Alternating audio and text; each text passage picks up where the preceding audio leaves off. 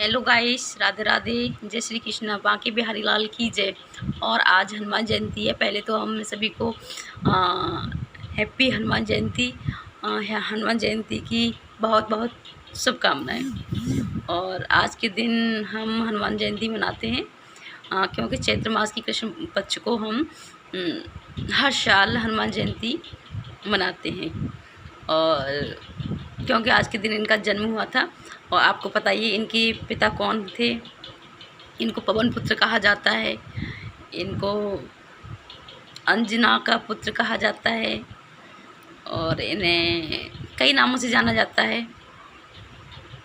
और इनका जन्म आपको पता हो तो बताना, नहीं तो थोड़ा मैं बताती हूँ आपको।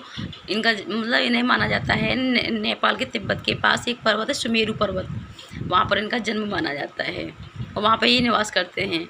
तो बस सभी देवताओं में केवल एक ही देवता हैं जो हनुमान हैं। माना जाता है कि हनुमान जी अभी साक्षात रूप में हैं, जिंदे हैं। और उनकी सभी ये कहा जाता है ना कि सभी के साथ संगिनी है। जैसे ब्रह्मा के साथ में कौन है बताइए, सरस्वती। विष्णु के साथ हैं लक्ष्मी। और हमारे भोलेनाथ के साथ जिन्हें महेश कहा जाता है, उनके साथ में है पार्वती।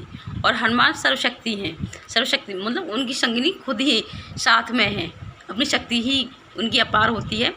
तो एक बार की बात है, कहा वो सूर्य रथ पे बैठ गए थे और उन्हें पता चला कि मैं सर्वशक्तिमान हूँ।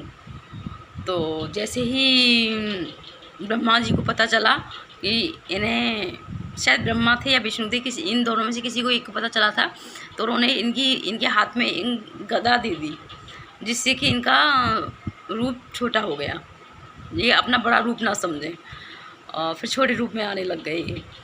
और इनके बारे में कई सारे रोचक तथ्य। इन्हें पंचमुख भी कहा जाता है और इन्हें पता है कि ये 10 मुख भी कहा जाता है, इन्हें शायद पंचमुखी कहा जाता है इनको। और इन्हें लाल वस्त्र पसंद है, गदा है इनके पास में, घंटक है, शंख है। और ये इनकी मतलब धारण करके रखते हैं ये।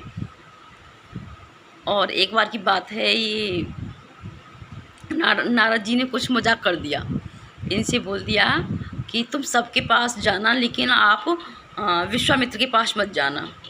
और वो कहाँ, उन्होंने उनकी बात मान ली और वो चले गए वहाँ, विश्वामित्र को छोड़ दिया और सबके पास में, सभी देवताओं के पास चले गए। अब वो आपको पता है कि नारद कैसे होते हैं।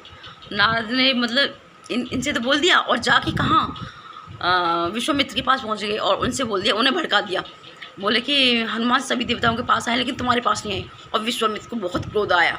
उन्होंने अपने जो भक्त राम विश्वामित्र के शिष्य थे, तो उन्होंने कहा, आदेश दिया विश्वामित्र ने कि हनुमान मेरे पास नहीं आया और आप इसे मारोगे। और भैया मृत्युदंड दे दिया उन्हें। तो राम अपने गुरु की आज्ञा का पालन करते हैं, तो इसलिए वो उनकी आज्ञा को नहीं टाल सकते। तो उन्होंने उनकी आज्ञा का पालन किया और उन पर बाण चलाया हनुमान पर। और हनुमान भी किसी से कम थोड़ी नहीं थे। तो हनुमान ने क्या किया कि उनका जैसे ही बाण आए और वो राम राम राम राम जपते रहे, क्योंकि वो उनके भक्त थे राम जी के। लेकिन एक भी बाण मतलब कोई असर नहीं कर पाया। तो इसलिए फिर हनुमान जी का कोई कुछ नहीं बिगाड़ पाया, वो सर्वशक्तिमान है। आजकल भक्त उनकी बहुत सेवा करते हैं। शनिवार और मंगलवार को आपको पता ही है कि मतलब सभी भक्त अधिकतर इनकी सेवा करते हैं, पूजा पाठ करते हैं, व्रत धारण करते हैं। और एक और है, इसी में कुछ रोचक तथ्य है। एक यताति राम का वो था, जिसमें राम से कहा गया था कि विश्वामित्र ने कहा था, शायद राम को किसी ने अनुरोध दिया था कि नहीं, विश्वामित्र ने दिया था। विश्वामित्र ने उनसे कहा था कि इसे आप यताति को मारोगे राम जी से। तो राम जी से कह दिया। तो राम जी का युद्ध यताति से होने वाला था। तो यताति हनुमान के पास आया कि मुझे राम जी से बचाइए, वो मेरे से युद्ध करना चाहते हैं। तो उन्होंने कहा कि जैसे ही युद्ध हो तुम राम का नाम जप करना, और ऐसे ही उनके साथ हुआ। तो जैसे ही राम और ययाति का युद्ध हुआ, जैसे ही वो तीर छोड़े और सारे तीर वो राम नाम जपे, और सारा तीर मतलब कोई असर नहीं कर पाया। इसलिए राम और ययाति के युद्ध में कोई निर्णय नहीं हो पाया और ययाति बच गया। और जैसे ही विश्वामित्र को पता चला कि ये सब कारनामे किसके हैं, हनुमान के हैं। तो हनुमान तो शक्तिशाली हैं ही, आप लोगों को पता ही है। और वैसे एक कहावत है, ये कहते हैं कि कवारी लड़कियां जो होती हैं वो हनुमान की पूजा नहीं करती हैं, शायद सुनने में आया है, मैंने तो अभी तक पढ़ा है नहीं है। और यही है हमें हनुमान जी। और आपको पता ही है ये जो है पवन पुत्र कहा जाता है इनको, क्योंकि वायुपुत्र भी कहा जाता है। और इनमें जो है क्या नाम है इनका, अंजना इनकी माँ है ये, और सुमेरु इनके पिताजी हैं।